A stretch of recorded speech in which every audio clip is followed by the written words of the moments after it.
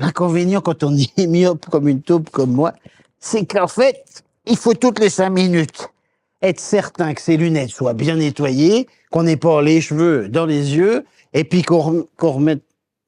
Ouais. Et que j'ai fait des... Bah, comment je fais maintenant, moi, sans lunettes, là? C'est quand même pas pratique, si? Hein? Qu'est-ce que je dois faire? Je dois monter?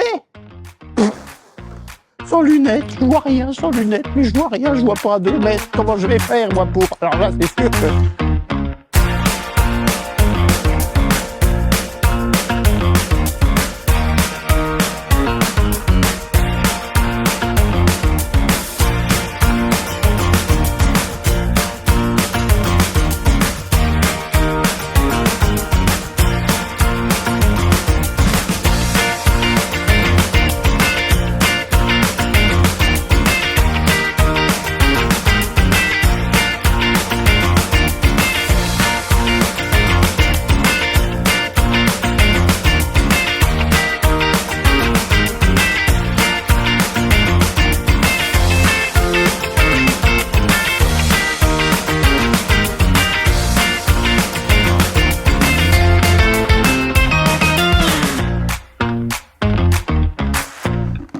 Merci.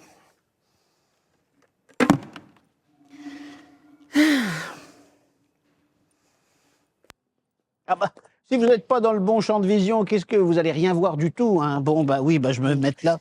Alors, je me mets ici, myope comme une taupe. Mais les taupes, en fait, elles voient pas si mal que ça. Elles ont même la faculté d'avoir une possibilité de régénérer leur rétine, c'est-à-dire ce qui est au fond de l'œil. C'est fou pour des animaux qui passent leur vie sous terre à fermer les yeux dès qu'ils sortent. Enfin, c'est comme ça, c'est la vie. Bon, n'empêche que la science peut s'en servir et s'inspirer pour faire des choses extraordinaires. Bon, je m'éloigne complètement de ce que je voulais dire. Qu'est-ce que je vous disais? Myope. Bah oui, myope. Le problème des myopes, eh ben, c'est qu'en fait, ils voient pas les choses comme les autres. Ils voient pas de loin. Bah oui, pourquoi ils voient pas de loin? Bah oui, parce que c'est des myopes. Et puis, il y a aussi les hypermétropes. Alors, eux, ils voient pas de près. Bah pourquoi? Parce que les hypermétropes, c'est comme ça. Et puis après, ben, il y a ceux qui sont presbytes. Mais ça arrive avec l'âge. On ne voit pas non plus de près correctement. Et puis enfin, il y a les astigmates. Ceux qui voient flou, mais pas dans un sens pareil que dans l'autre. Vous allez dire, je comprends pas grand-chose. C'est pas grave, quand on comprend pas quelque chose, le mieux c'est de prendre un petit verre. Oh, j'ai pris de l'eau parce qu'il faut quand même faire les choses avec modération, mais quand on a un œil tout à fait normal, un œil, vous voyez, c'est, comme je l'ai ici, mon œil, et la partie qui va vers le cerveau, vers le nerf optique déjà, qui va jusqu'au cerveau. Donc ça ressemble à ça. Et un œil normal est assez sphérique. Du coup, les rayons qui arrivent ici passent par le cristallin, et le cristallin les fait converger correctement sur la rétine. Oui, voilà, seulement, quand on a un œil qui n'est pas tout à fait normal, par exemple, s'il est hypermétrope, ben, il est plus court. Eh oui, et comme il est plus court, ben, ça converge en fait derrière, ici.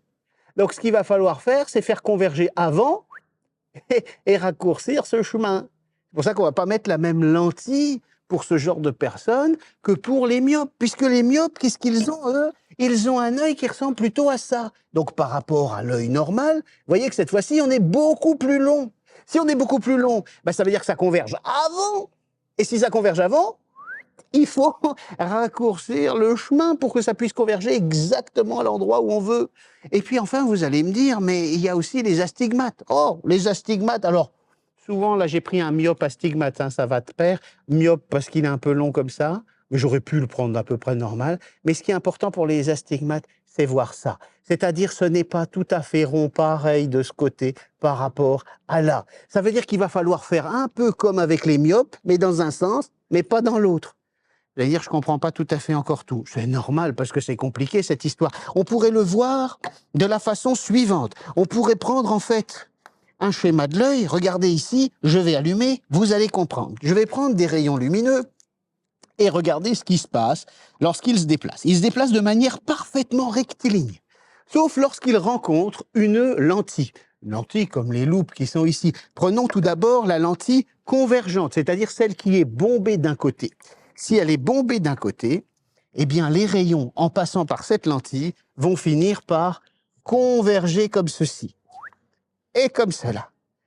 Le cristallin, lui, c'est une lentille convergente qui converge au bon endroit. Mais sauf si l'œil est trop court, ben, il faut rajouter une lentille convergente avant. Donc des lentilles qui agrandissent les objets, comme celle-ci. Si je suis cette fois-ci myope, il ne faut pas que je prenne ce type de lentille bombée comme ceci, mais à l'inverse. C'est-à-dire, c'est l'empreinte un petit peu, si vous voulez, opposée de ma lentille. Celle-ci est là. Celle-ci, vous voyez qu'elle s'emboîte parfaitement dedans. Et cette fois-ci, on a plus épais là, plus fin là. On a la lentille divergente. Et cette fois-ci, ce qu'on va faire, c'est qu'on va d'abord faire diverger les rayons, comme ceci. Hop, hop. Puis le cristallin, naturellement, va les faire de nouveau converger. Et cette fois-ci, on va pouvoir parcourir un chemin beaucoup plus long pour arriver jusqu'à la rétine.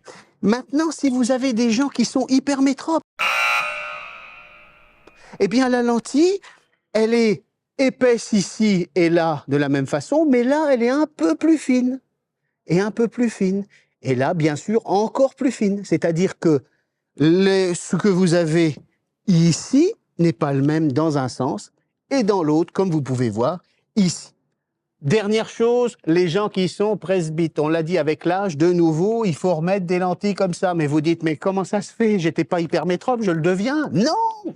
C'est une histoire de cristallin. Le cristallin, vous savez, je vous l'ai pas dit, mais ici, dans mon verre, c'est comme un liquide, il est assez mobile. Alors ce liquide est enfermé dans un sac, bien sûr, ce qui fait qu'en fait, je peux adapter la courbure, donc la vergence, donc la convergence ou la divergence de ma lentille. Sauf qu'avec le temps, eh bien, ce petit mouvement se fait de moins en moins bien et il faut donc aider le cristallin comme quand on est hypermétrope. Enfin, cette fois-ci, vous savez tout sur les yeux, sur les corrections et vous savez qu'il faut que juste les rayons arrivent pile au bon endroit. Bah, comme moi, parce que je suis attendu. À bientôt, au revoir.